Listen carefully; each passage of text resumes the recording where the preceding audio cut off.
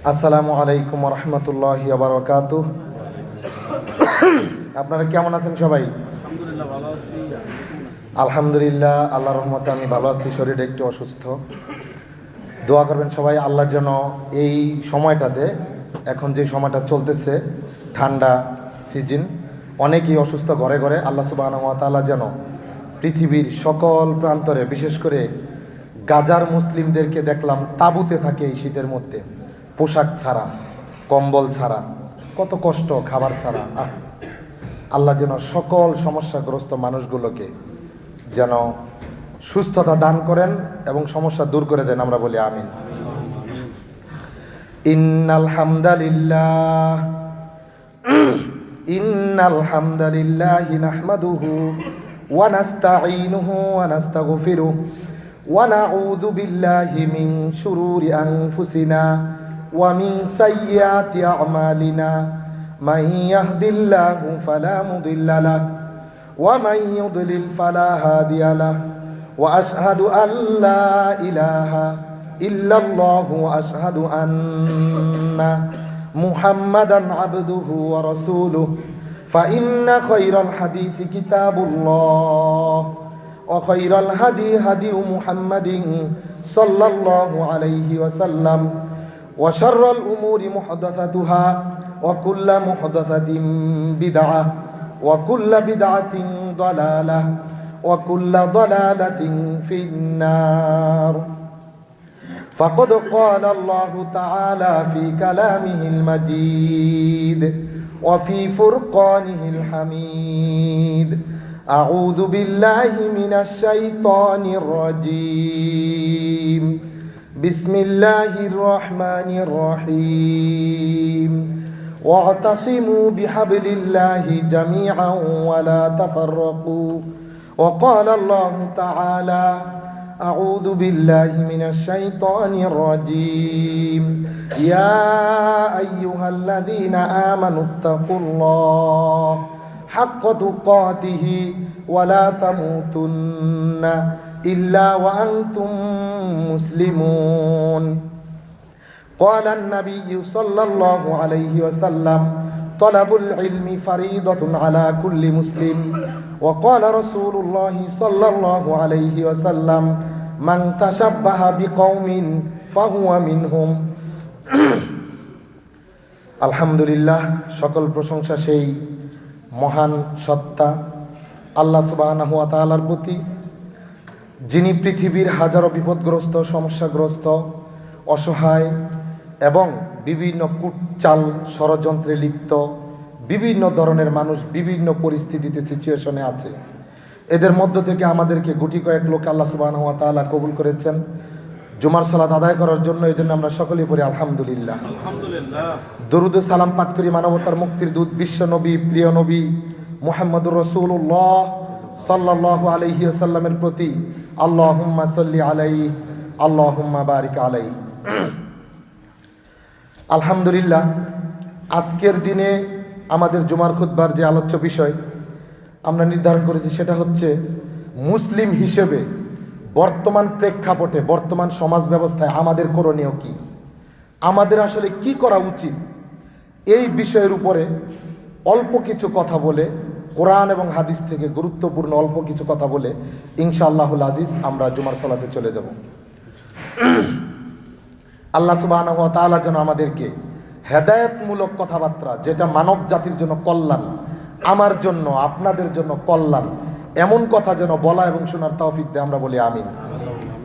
আমি প্রথমেই যে আয়াতটি পাঠ করেছি সূরা আলী ইমরানের 103 নম্বর আয়াত, যেখানে মহান আল্লাহ সুবহানাহু ওয়া তাআলা বলেন ওয়াতাসিমু বিহাবলিল্লাহি জামিআ, যে তোমরা সবাই ঐক্যবদ্ধভাবে, সম্মিলিতভাবে আঁকড়ে ধরো আল্লাহর রজ্জুকে।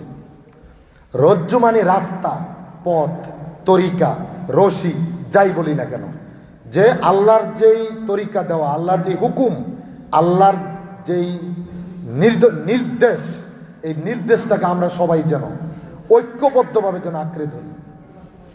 আমরা যেন এই একটা ছোট্ট আয়াতের মধ্যে আল্লাহ সুবহানাহু ওয়া তাআলা এত হিকমতওয়ালা, আলহামদুলিল্লাহ, যে ছোট্ট একটা আয়াতের মধ্যে তিনি এত সুন্দরভাবে, এত সূক্ষ্মভাবে এত সুচারুরূপে আমাদেরকে একটি নির্দেশ করেছেন এবং একটি নিষেধ করেছেন যে তোমরা সবাই ঐক্যবদ্ধভাবে আল্লাহর রজ্জুকে আঁকড়ে ধরো, ওয়ালা তাফাররাকু, পরস্পর বিভক্ত হয়েও না।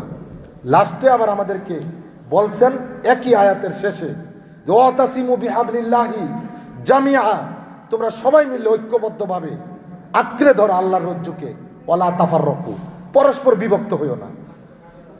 এত শিক্ষা এই আয়াতের ভিতরে, এই আয়াতের তাফসির এত ব্যাপক, উলামায়ে কেরাম যদি আলোচনা করেন এই আয়াত নিয়ে অনেক সময়, অনেক দীর্ঘ সময় লাগবে। কিন্তু আমরা শুধু শাব্দিক অর্থের মধ্যে সীমাবদ্ধ থাকতে চাই যে আল্লাহ সুবহানাহু ওয়া তাআলা এত সুন্দরভাবে শিক্ষা দিচ্ছেন, আঁকড়ে ধরো, বিভক্ত হয়েও না, বিভক্ত হতে নিষেধ করেছে। আজকের দিনে, আজকের সমাজ ব্যবস্থায় রাসূল সাল্লাল্লাহু আলাইহি ওয়াসাল্লামের সময়, সাহাবীদের সময় মানুষ কত ঐক্যবদ্ধ ছিল দেখেন। মাত্র তো 313 জন সাহাবী নিয়ে, ঈমান বিল গায়ব নিয়ে, আল্লাহর উপরে ঈমান এমন ছিল, ঈমানের স্কেল এমন ছিল যে আল্লাহ সুবহানাহু ওয়া তাআলার রজ্জুকে আঁকড়ে ধরার কারণে, আল্লাহর প্রতি একনিষ্ঠ বিশ্বাসের কারণে 313 জন সাহাবী নিয়ে মক্কার 1000 সুসজ্জিত কাফেরদের বিরুদ্ধে, সশস্ত্রদের বিরুদ্ধে বিজয়ী লাভ করেছে। বলেন সুবহানাল্লাহ। মুসলমানরা কখনোই অস্ত্রের জোরে, সংখ্যার জোরে বিজয় লাভ করবে না, করবে না, করবে না। এটা ভুল। ওদের সেটা আছে, তাদের ওইটা আছে, এই আছে, সেই আছে, এগুলাতে কোনো লাভ নেই। আমাদের থাকলে ভালো, থাকতে নিষেধ নাই, পারলে আপনি করেন, কিন্তু ওইটা করার আগে যেটা করতে হবে ঈমান, সেটা করার আগে যেটা করতে হবে ঈমান আনতে হবে। ঈমান কেমন থাকতে হবে? যে বিজয় আল্লাহর হাতে। এর জ্বলন্ত প্রমাণ হচ্ছে হুনাইনের যুদ্ধে রাসূল সাল্লাল্লাহু আলাইহি ওয়াসাল্লামের জীবদ্দশায় রাসূল সাল্লাল্লাহু আলাইহি ওয়াসাল্লাম উপস্থিত থাকতে তিনি 12,000 সাহাবীকে নিয়ে হুনাইনের যুদ্ধে গিয়েছিলেন। 12,000।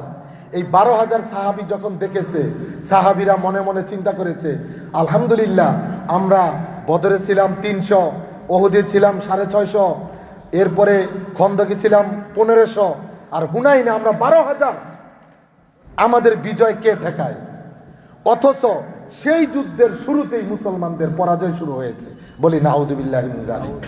রাসূল সাল্লাল্লাহু আলাইহি ওয়াসাল্লামের জীবদ্দশায় তার সান্নিধ্য পাওয়া সাহাবীরা সেই যুদ্ধে তাদের গর্বটা কি ছিল, চিন্তাটা, তাদের নেটওয়ার্কটা কোন দিকে ছিল? আল্লাহর প্রতি নাকি সংখ্যার প্রতি? সংখ্যার প্রতি হওয়ার কারণে রাসূলের উপস্থিতিতে পৃথিবীর শ্রেষ্ঠ মানব যিনি উপস্থিত ছিলেন, যিনি জীবদ্দশায়, যার জীবদ্দশায় তিনি উপস্থিত, এরপরে যখন তিনি দেখলেন সাহাবীরা পলায়ন করতেছে, মার খাচ্ছে, তখন তিনি সেখানে বক্তব্য দেওয়া শুরু করলেন, সাহাবীদেরকে ডাকা শুরু করলেন এবং তার চাচা আব্বাস রাদিয়াল্লাহু আনহুর কে বললেন যে চাচা আপনি আমাকে ডাকতে সাহায্য করেন।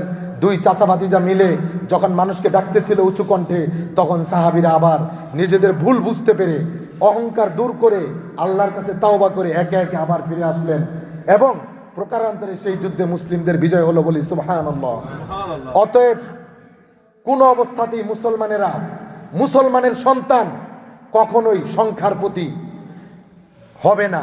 এই সংখ্যাধিক্যে যে বিজয়, এটা এসেছে কুফরি তন্ত্র থেকে, এটা এসেছে আব্রাহাম লিঙ্কনের আমেরিকার, বর্তমান বিশ্বের সবচেয়ে নিকৃষ্ট দেশ, সবচেয়ে নিকৃষ্ট শক্তি, যারা মুসলিম দেশের ভিতরে যুদ্ধ লাগিয়ে রেখেছে, মুসলমান দেশের ভিতরে কি করেছে, মুসলিমদের ভিতরে দ্বন্দ্ব লাগিয়ে রেখেছে। আপনি আপনার সমাজের সবচেয়ে ধার্মিক, সবচেয়ে শিক্ষিত, সবচেয়ে মার্জিত ব্যক্তিকে আপনি যখন নির্বাচনে দাঁড় করাবেন, আর আপনার এলাকার সবচেয়ে নিকৃষ্ট, সবচেয়ে মাদকসেবী, সবচেয়ে লুচ্চা, সবচেয়ে বদমাইশ, সবচেয়ে চরিত্রহীন যে লম্পট লোকটা আছে, টাকার জোরে সে যখন নির্বাচনে দাঁড়াবে, দেখবেন আপনার নীতিবান লোকটা হেরে যাবে তার কাছে, দুইটা ভোটের কারণে। অতএব এই গণতন্ত্র সমাজে এমনভাবে দাঁড় করানো হয়েছে, ন্যারেটিভ দাঁড় করানো হয়েছে, এটার বিরুদ্ধে মুসলিমরা যতদিন পর্যন্ত নিজেদের ক্যাবলা পরিবর্তন না করবে, ততদিন পর্যন্ত মুসলিমরা বিজয়ী হবে না, হবে না, হবে না। কারণ মুসলিমদের চিন্তা চেতনা আমাদেরকে সংখ্যাগরিষ্ঠ হতে হবে, তাহলে আমরা বিজয়ী হব। অতএব এই সংখ্যাগরিষ্ঠ থেকে এই গণতন্ত্রকে লাথি মেরে দেশ থেকে দুনিয়া থেকে বিদায় না করা পর্যন্ত মুসলমানেরা খেলাপথের স্বাদ পাবে না, পাবে না, পাবে না। আজকে যদি আপনি সমাজের যারা 100 জন লোক আছে, 1000 জন লোক আছে, আপনি যাকে নেতা মানেন তাকে বলেন, আপনার যারা বিশ্বাস আছে, আমার কলিমুদ্দিন ভাইকে দিলাম, আপনি আপনার সলিমুদ্দিন ভাইকে দেন, এরকম 1000 লোক বৈশা সমাজে যদি একজন সৎ ব্যক্তি নির্বাচিত হয়, সিলেকশন হয়, তাহলে ভালো নির্বাচিত হবে, নাকি সবাই মিলে ভোট দিলে গণতান্ত্রিক পদ্ধতিতে ভালো লোকটা নির্বাচিত হবে? বলেন। যদি জ্ঞানী ব্যক্তিরা বৈশা চিন্তা চেতনা করে এই সমাজের জন্য কে মঙ্গল, তাহলে ভালো নির্বাচিত হবে। যেটা ছিল সাহাবীদের আদর্শ, সাহাবীদের চিন্তা চেতনা, তাদের আদর্শ। অতএব আপনাদেরকে আমরা বলি, আজকে সংক্ষিপ্ত সময় কম প্রিয় ভাইয়েরা, যে গণতন্ত্রের প্রতি ক্যাবলা ঘুরিয়ে খেলাপথের প্রতি ক্যাবলা নির্ধারণ করেন। প্রত্যেকটা মুসলিমকে খেলাপথের জ্ঞান অর্জন করতে হবে, ইসলামের জ্ঞান অর্জন করে এই গণতন্ত্রের বিরুদ্ধে 200 কোটি মুসলিম যদি আজকে ন্যারেটিভ দাঁড় করাতে পারে, বয়ান দাঁড় করাতে পারে, মিডিয়াতে যদি প্রচার করতে পারে যে গণতন্ত্র নয় বরং ইসলাম, খেলাপথই হচ্ছে একমাত্র, কোরআনই হচ্ছে, হাদিস হচ্ছে, রাসূলের জীবন হচ্ছে একমাত্র শান্তি ব্যবস্থা, তাহলেই কেবল সমাজে শান্তি প্রতিষ্ঠা সম্ভব ইনশাআল্লাহুল আজিজ। ঠিক কিনা বলেন? আল্লাহ সুবহানাহু ওয়া তাআলা আমাদেরকে সকল প্রকার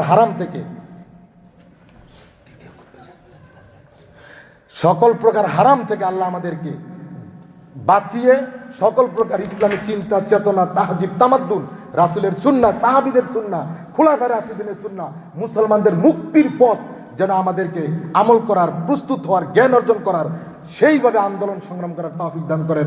আমরা বলি আমিন। ও আখিরু দাওয়ানা আনিল হামদুলিল্লাহি রাব্বিল আলামিন।